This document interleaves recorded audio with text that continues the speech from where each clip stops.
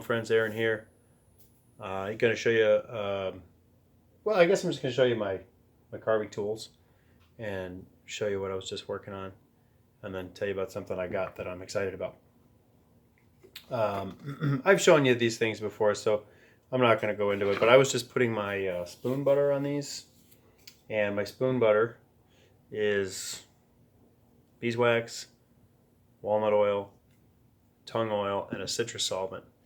I don't remember the percentages, but every once in a while if they need it, and some of them do, not the spoons so much, but some of these flat utensils that I've made, they'll need a little sanding because of the way they get used. Like I made the edges pretty thin, and they'll be scraped in cast irons, on a regular basis.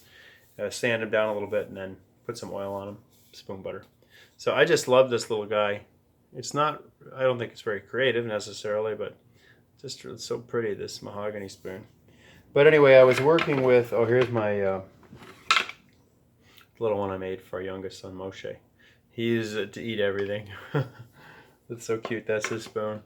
I've got other ones asking me to make spoons. But, I've read that people say you can't use the things I'm using, oak and cypress. But I have a lot of luck with the cypress. I just like these because they're all so different. The camera doesn't really do justice here, but this was cypress root. This was from a fallen tree that who knows how long it had been sitting on the ground. This one was from a green cypress branch that had come down. And this one is actually from some salvage cypress that would have been, I don't know, who knows, maybe 1,000 years old. Came out of an old house that was 100 plus years old. So we've got those guys. And I just got done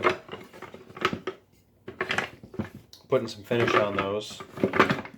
So there's all of our wooden utensils. We're very excited to use those as opposed to plastic. And then before I show you what I just finished, guess I just flashed it in front of the screen. I'm just going to show you what I've been working with. Cheap tools, nothing really great.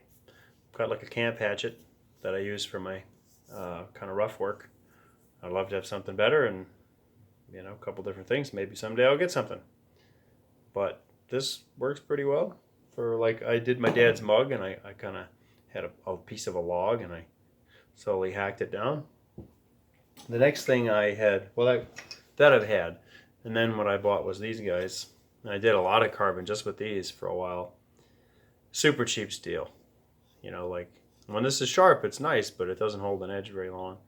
Just cheap, but they do the job, and I really wanted to get better ones, and I did order some. I also have, I have a couple of straight chisels. I have a lot of chisels, but I have a couple that I'll use depending on what I'm doing, but not usually. I'll use these little guys. This was a cheap set, Stanley. I bought this at Home Depot. This did come in handy, this set with all these little different carving tools when I was doing the carving the figure for Teresa. I used them a little bit for working on spoons and things, but not too much. A little bit. And then I did buy a decent gouge chisel. Now I said this in a video when I was showing all the stuff that I'd carved so far. And I don't have any more because I mailed it off to my dad. I had a spoon like this, only a little more delicate, that I got mailed off to my mom. And they just got it, I think. I didn't hear from them yet. So, and then made a mug for my father out of just a hunk of cypress, which is the same cypress I used to make what I just did. But the inside of that mug I did almost entirely with this. I didn't use a drill at all. Anyway.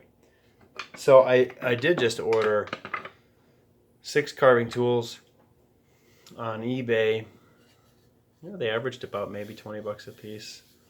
They're forged out of like Russian leaf springs, and I got them by a craftsman in Lithuania. And it's a bunch of curved like spoon carving tools. There's one knife and one gouge chisel. They're all handmade, like Lithuanian heritage certified or something. So a lot of great. I know everybody who bought them had something really fantastic to say about the quality of his tools, and so I'm really looking forward to getting them. I think it's cool that they're handmade and out of salvaged, steel, and he hand carves the wooden handles and all that. So I'm looking forward to getting those. But I really loved the piece of wood that I made my dad's mug out of. It just has the prettiest colors, like these gray and black and red and orange and the cypress. And this was from a cypress tree that was still living. Yeah, it was still living, which is pretty amazing. But the tree had been hit by lightning, and there was a huge hunk of it that was hanging down off of the tree.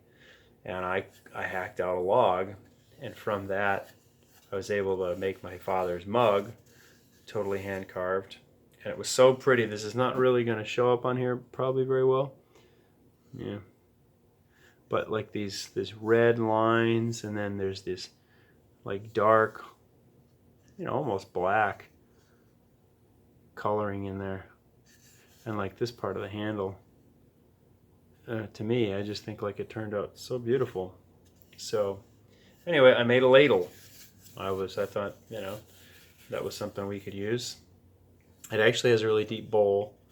I didn't measure it yet, but it's at least as big as the plastic soup ladles we have. It's shaped differently. It's kind of longer this way instead of being wide this way, but it's very deep and sturdy. It has to be sturdy for us. I hope it doesn't break, because I've actually already broken it.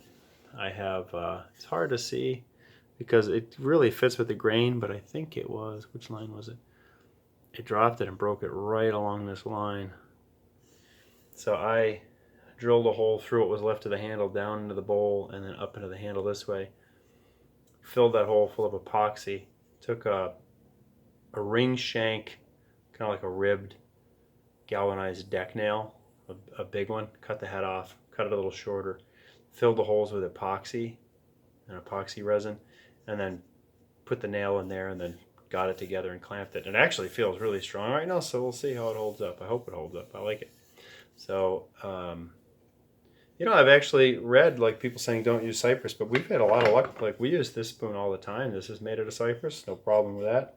The cypress root, like I've said, was super hard to carve, but this thing is amazing. I think this will last forever. And then this was a green cypress branch that just came down. Like this is holding up fantastic. There's different things. Our second son, he makes kombuchas, and he's got to mix in the fruit, and I think he boils up the fruit, cooks the fruit. I don't know, he does some different things. He uses this all the time for that. It holds up great. And then this one was made from salvaged cypress. This one, they use this one all the time. This one gets a ton of use, and this one's holding up great. So, I don't know. People say don't use cypress. People say don't use oak. I'm having good luck with whatever I've had laying around. So, there is my first attempt at a ladle. The next thing I'm going to make is, I hope, one that's maybe a little wider, a little more shallow, and then looks like a spaghetti spoon, but not real deep, kind of ridges all around it, and some holes in the bottom. So we'll see. Got to find a piece of wood to make that out of. Anyway, there we go. When I get my carving tools, and the next time, the next time I finish carving something, and once I have my cool carving tools from Lithuania, I'll share that stuff with you. I would love to make videos showing you me making my stuff, but it would be really boring, and I'm not going to take the time to do that. I've actually recorded some parts of it, and then to edit it all together, I just don't ever get around to it. Like, I actually had somebody ask me how much money for one of the mugs that I made for my dad, and I said I would never make that to sell it. It took me way too long, way too long to make it worth that. I mean, I'd have to charge so much money for it, nobody'd ever buy it. Same thing with the figure that I carved for Teresa. That took me forever.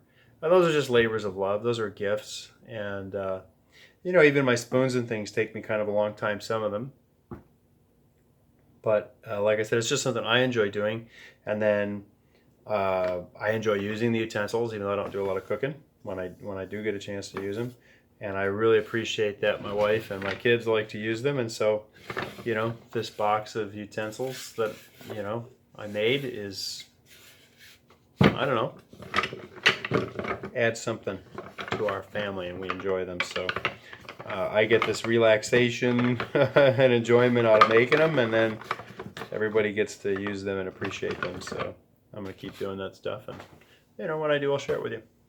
Until next time, shalom, friends.